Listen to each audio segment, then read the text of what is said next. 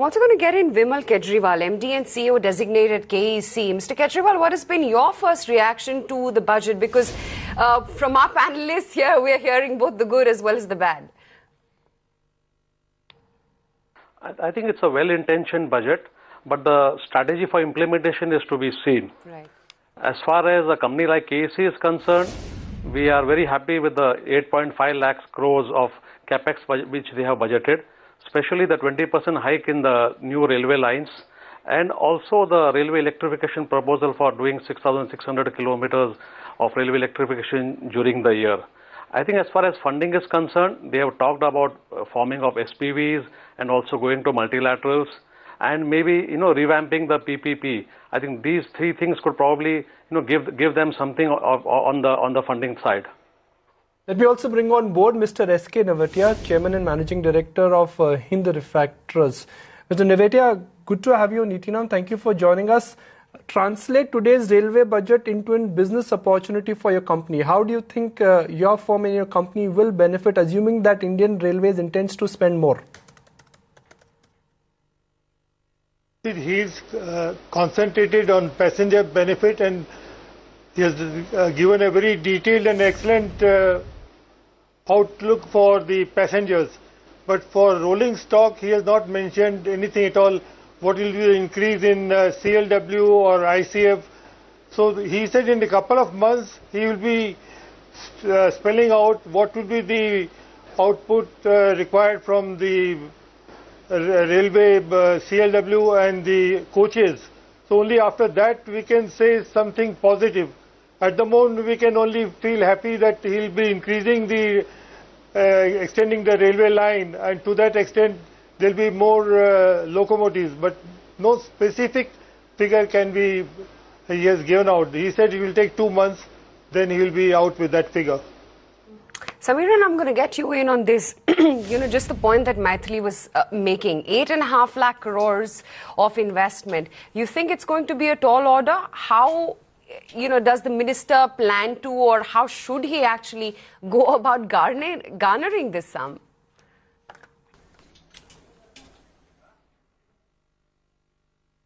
Well, we're getting a few of those numbers now. So the budgetary support to railways has gone up from 30,000 crores to 40,000 crore. Now that's about a 33% increase, which is more than probably what markets were expecting, around 25%. So that shows that the government has an intention to put more money towards capital spend. It might get reflected in Saturday's budget as well. The increase in PPP funding is relatively minimal, about 2,000 crores, and the revenue generation by railways itself also goes up about 17%. It's not a very significant improvement. So there are still some gaps in funding that 1 lakh crore kind of plan outlay for FY16, which it appears to be would come from large amounts of market borrowing and some SPV kind of new financing models. So still some details are missing on there, before which we can comment that how realistic this expenditure plan is going to be. Financing that really could be the way forward, and as an institution, Indian Railways surely can come up with a lot of innovative ways of raising money. So Samiran, do you think this entire effort by Indian Railways will have a great multiplier on the economy? Do you think it will be able to kickstart the demand for steel, cement and other basic industries?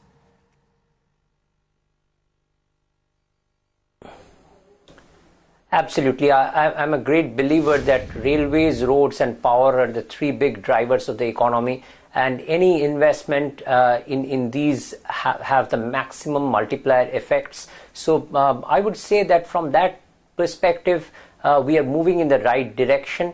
Yes, we can all debate about how well we can implement things. Our track record on implementation in the last 3-4 years have not been that great. So that baggage is there in all of our mind when we are analyzing these numbers and these vision statements.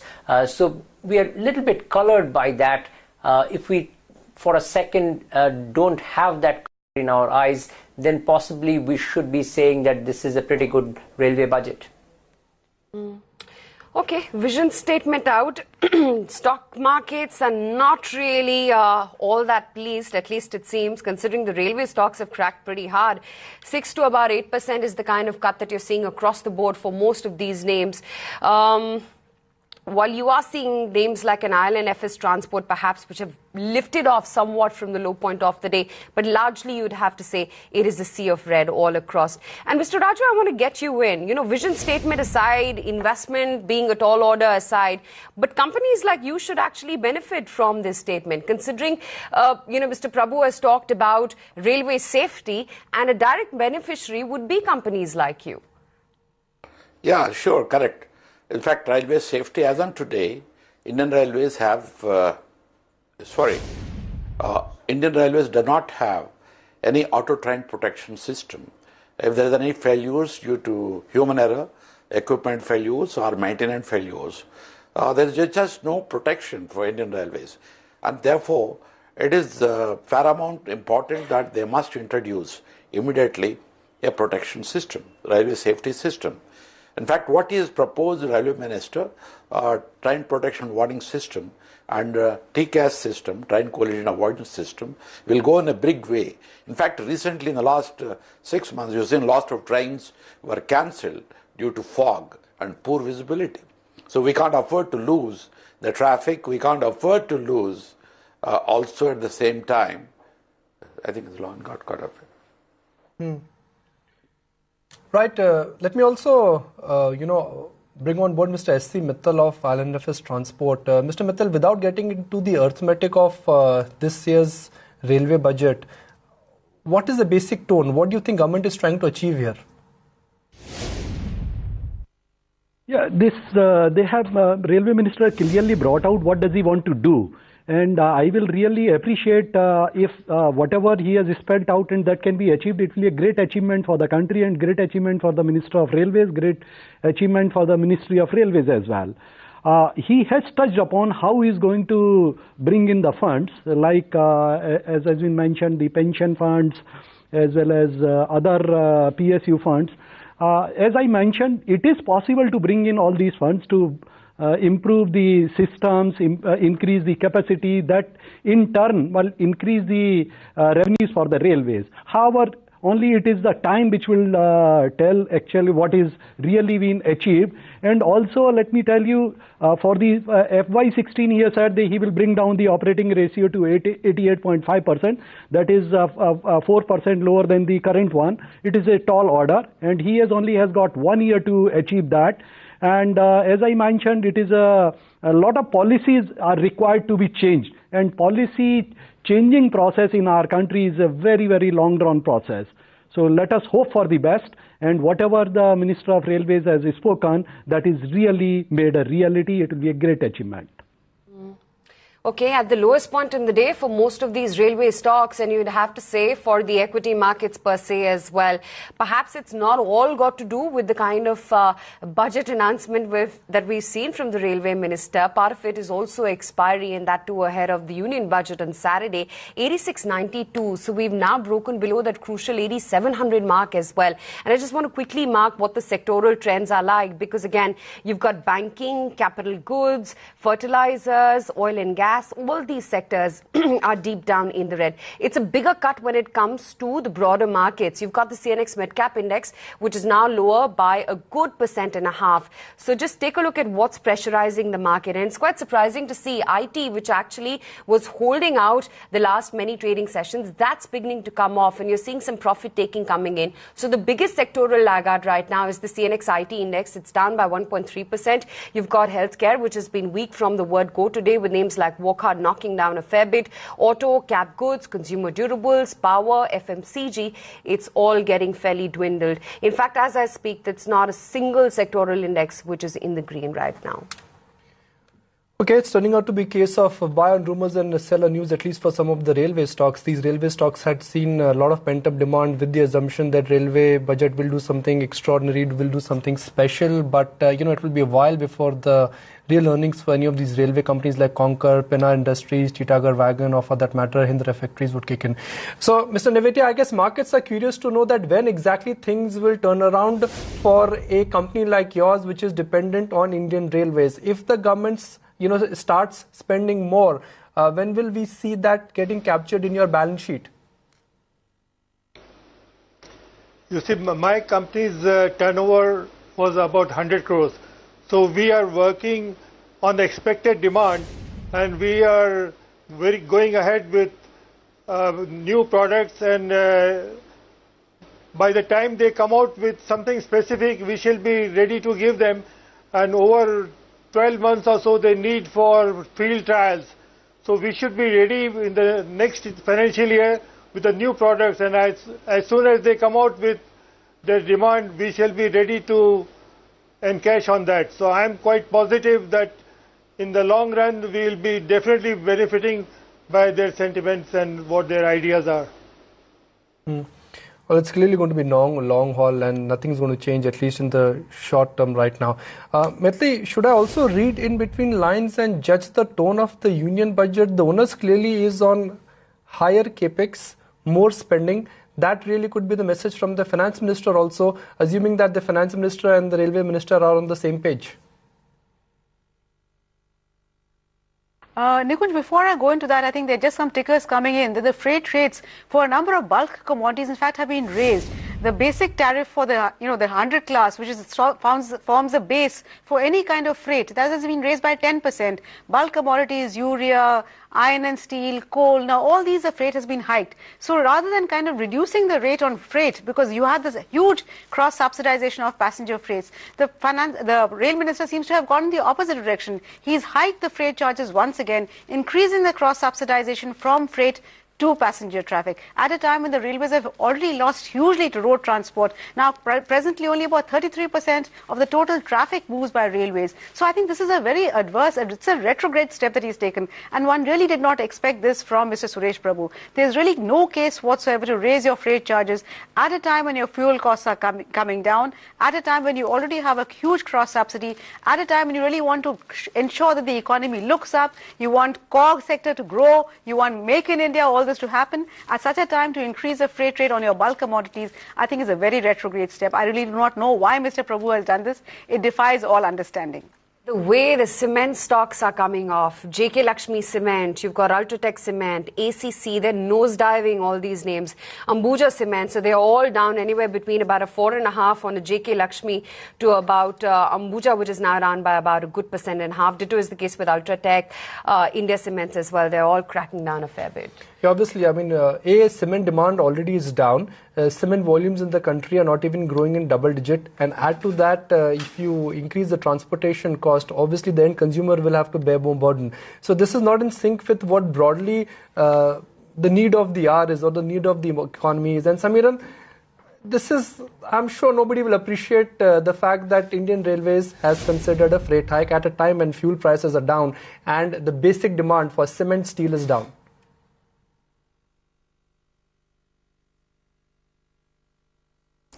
Surely, we did not see this fine print in the budget speech, so whatever we were commenting on was more on the basis of the budget speech. But yes, nobody would have expected a hike in freight rates at this juncture. That partly explains how the operating ratio has been brought down from 91.8 to 88.5, because that was another question that the markets had, that how will you achieve this? So now it seems that it's being achieved through higher freight rates. This could become inflationary as we move forward. And clearly, the thing that Maitri was talking of cross-subsidization, this worsens cross-subsidization even further, and definitely will be termed as, in a roundabout way, populist. 86.95 or 85 actually, I stand corrected on the Nifty right now. It's a sharp slice of 1%. Metals, they as well, along with cement, are cracking pretty sharply. Fertilizer stocks, they're coming off from the top. And clearly, this freight rate hike is the one which has taken the street by surprise, and negatively so. And I just want to quickly see what Coal India as well is up to. It's going to be very important to see how Coal India is panning out in trade. That, of course, is the reaction coming in most of these cement names. Coal India at the lowest point in the day, and my sense is not all the selling is done in the counter just yet. It's sharply lower, almost a 2% shave off is what you're seeing on Coal India. And you will also see immediate effect on something like GDL, which is Gateway District Parks and Conquer. Even though freight rates are passed through, if freight rates go up, obviously that will have an impact on the freight movement. So they go thought as much 1,522 rupees for Conquer. It is off sharply from the day's high, and GDL also is now trading almost at the lowest point of the day. So again, the more we look at the fine print as of now, there are a lot of missing links, and Metli, this budget at least is going to leave a lot of bitter aftertaste. Vision document is great, high commitment is great, but the ability to achieve that vision, I guess, is clearly lacking.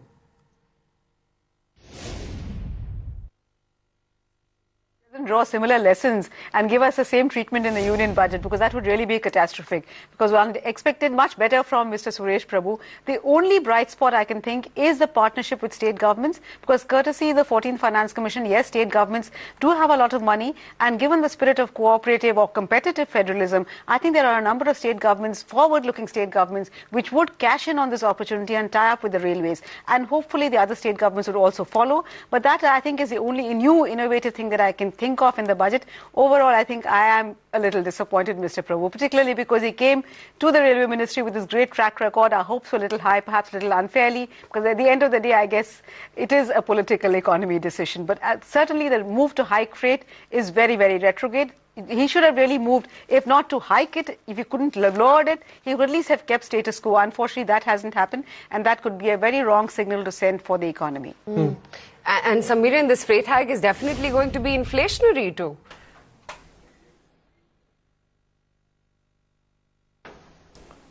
Absolutely, some part of it is going to be passed on. So we have to be careful in getting this into our inflation estimates. It's hard to say immediately how much is this going to be, because none of these commodities would typically be figuring in the CPI basket as such. But from a second round perspective, there would be some impact. WPI would probably be impacted almost immediately. If I have to really crack the punchline here is that if the railway budget is any kind of an indication, then populism persists and government continues to burden businesses and subsidize passengers. Samiran, it's simple to analyze today's railway budget. Populism persists. Yes, that's why I say that.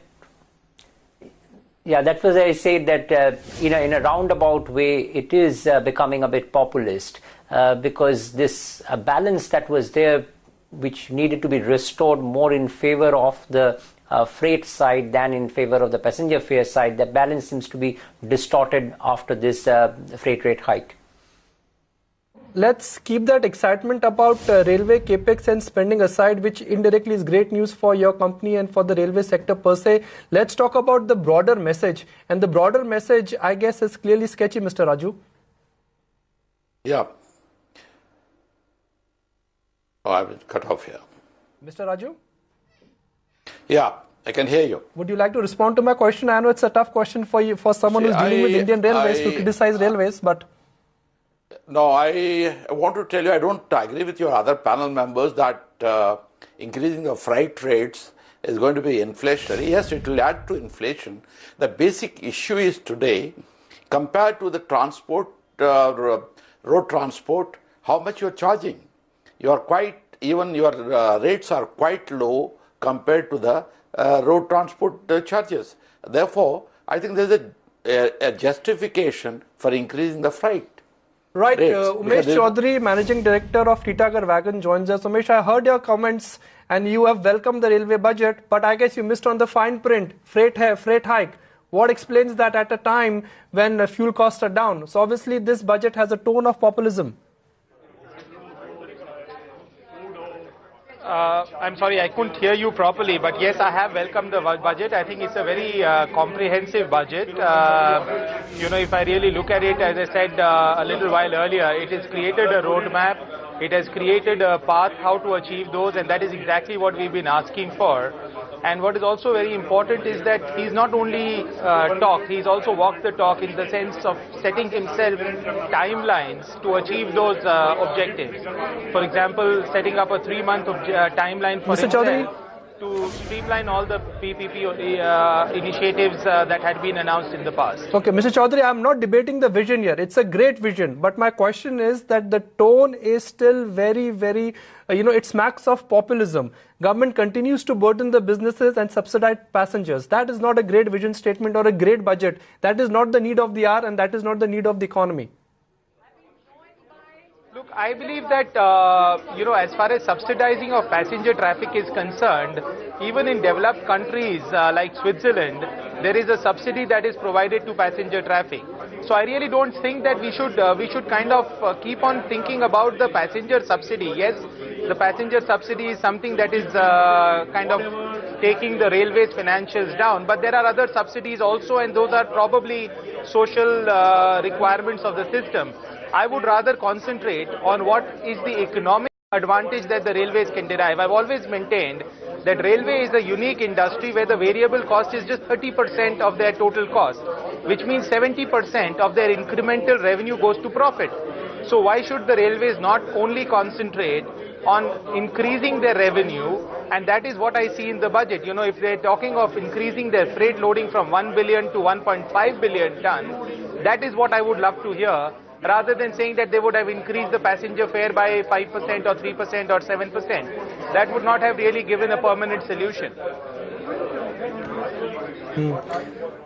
Mr. Chaudhary, so indirectly, if indeed Indian Railways goes on to spend more, which is what the Railway Minister has indicated, how will a company like Titagar Wagon benefit? If the size of the pie increases, obviously the players would enjoy a larger share of the pie as well. So I believe, and that's my strong belief has been that rather than talking about a year-to-year wagon procurement, I would have loved to see that how the railway is going to shape up over the next 5 years, what their overall freight target is going to be, how they are going to encourage the private partnerships, how they will utilize the railway land. I believe that a significant announcement is the Rail Logistic Corporation. And, we had given suggestions even from CII platform about this Rail Logistic Corporation, because this is an invaluable asset. And if this can be utilized to generate more traffic for the railways, railway gets benefited both ways. A, from the land itself, and B, from the resultant traffic that it generates. So I think that all these points would really result in the financial turnaround of the railways over the next maybe couple of years or so. Mr. Ravi Uppal as well with us. And Mr. Uppal, the freight rate hike definitely wouldn't go down well with your sector.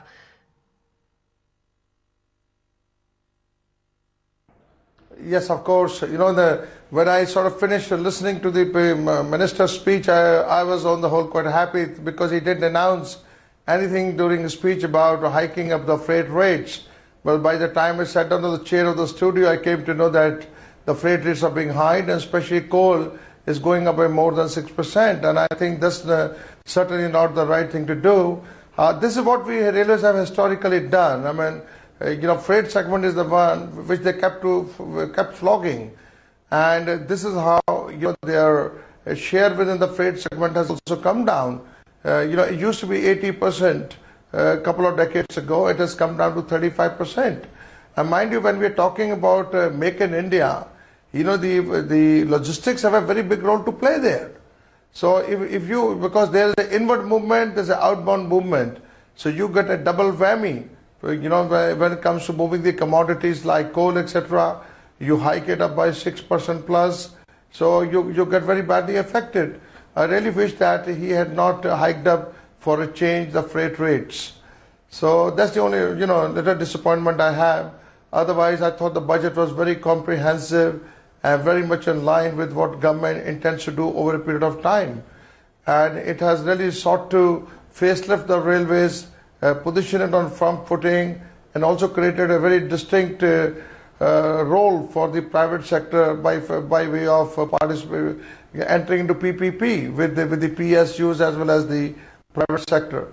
The budget on the whole was a positive, good, but I think he should have spared the freight segment this time around. Mr. Uppal, we completely understand your sentiment, considering just a fortnight back you guys have paid top dollar for the coal auctions, and now this is definitely going to add further pressure on your margins. Yeah, well, it is for the entire industry which is using coal. Hiking it up by 6% means that the net cost of coal will go up, and that will affect the total fuel cost, which is a component of the total power tariff. So, the cost will have to be passed on to the consumers. So, are you with my other panelists who are applauding the... Okay, Railway Minister is speaking. Let's cut across to that interview. Fair है वो भी नहीं बढ़ाए, तो